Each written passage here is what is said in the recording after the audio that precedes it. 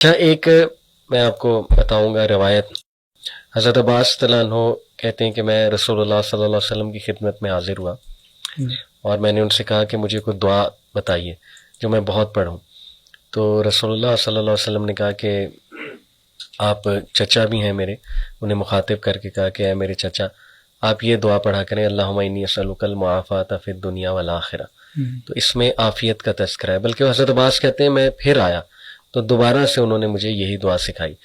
تو اس دعا سے اس طرف کچھ لوگ اشارہ کرتے ہیں کہ دیکھیں، سب سے جو قیمتی چیز ہے انسان کی زندگی میں وہ صحت ہے، وہ خوش رہنا ہے، وہ عافیت ہے. عافیت کے بہت سے ترجمے ہمارے لوگوں نے کیے ہیں، لیکن ایگزیکٹلی عافیت کو آپ نے کیسے سمجھا، اور کیا واقعی ہی یہ دعا اتنی امپورٹنٹ ہے کہ انسان، جیسے ایک اور حدیث میں آتا ہے نا کہ بہترین زندگی وہ ہے جو بہت طویل ہو اور اس میں نیک اعمال کیے جائیں.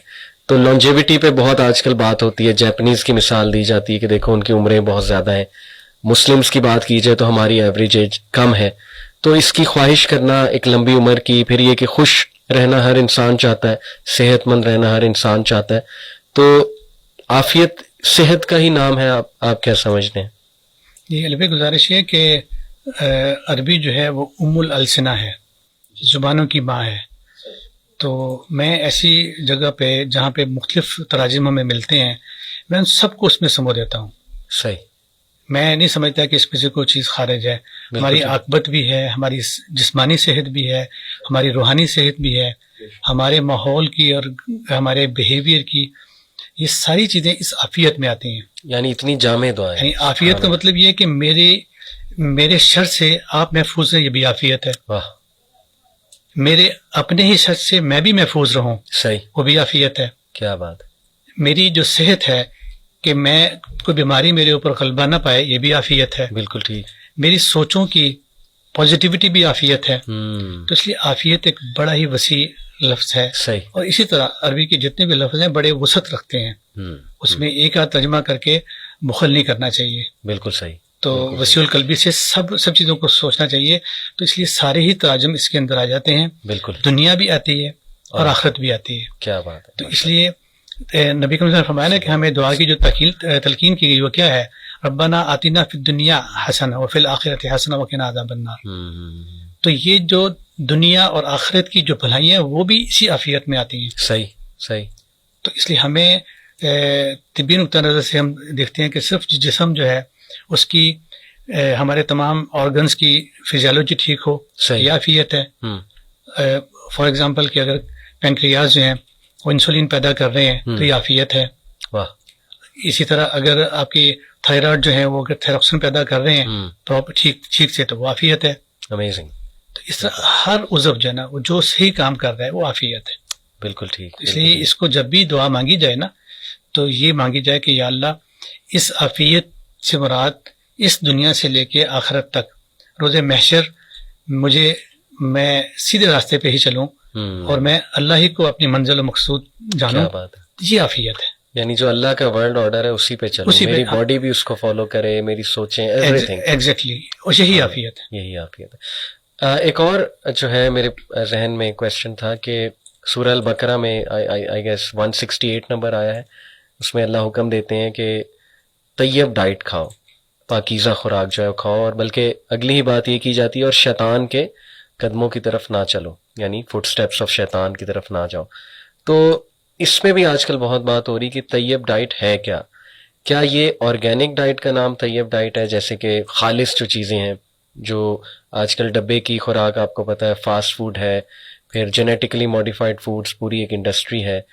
تو کیا وہ طیب ڈائٹ نہیں ہے، وہ ناپاک ڈائٹ ہے، اور پاکیزہ صرف وہ ہے جو بس ہمیں نیچرلی مل رہی ہے؟ اس میں درجات ہوتے ہیں، خوراک ہو یا کوئی بھی دنیا کی چیز ہو اس میں درجے ہوتے ہیں. صحیح.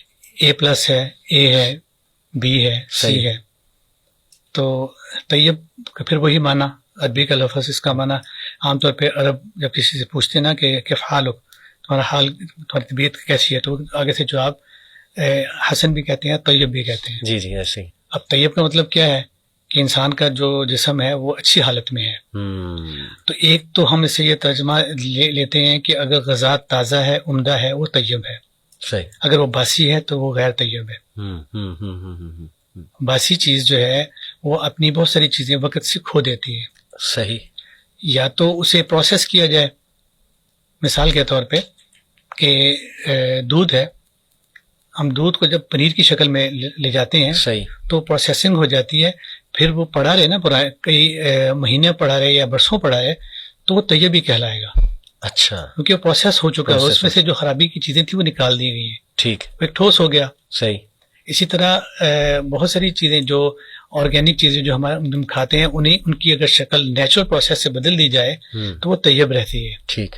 ادروائز اگر ہم دیکھتے ہیں کہ ہم عام طور پہ ایک روٹی جو آج کی پکی ہوئی ہے وہ کل ہم اسے باسی ہی کہیں گے، وہ طیب نہیں رہے گی. صحیح.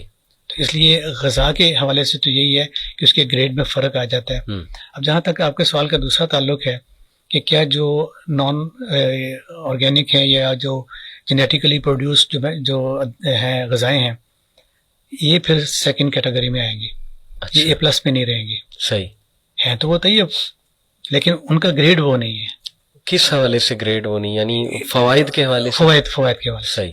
طبی نقطہ نظر کے حوالے سے. ٹھیک. ٹھیک. مثال کے طور پہ کہ یہ آرگینک ایگ جو آتا ہے جیسے ہم دیسی انڈا کہتے ہیں، بعض جگہ سے براؤن ایگ کہتے ہیں یا وائلڈ ایگ کہہ دیتے ہیں. یہ جو انڈا ہے یہ ہیچیبل ہے. اچھا. جبکہ برائلر جو انڈا ہے وہ ہیچیبل نہیں ہے. صحیح. اچھا. اب اس میں کیا فرق ہے؟ میں باقی سائنس کی کوئی اور بات ہی نہیں کروں گا، صرف نتائج کو آپ کے سامنے رکھوں گا کہ ایک انڈا جو ہے وہ اگلا پروڈکشن کی صلاحیت ہی نہیں رکھتا.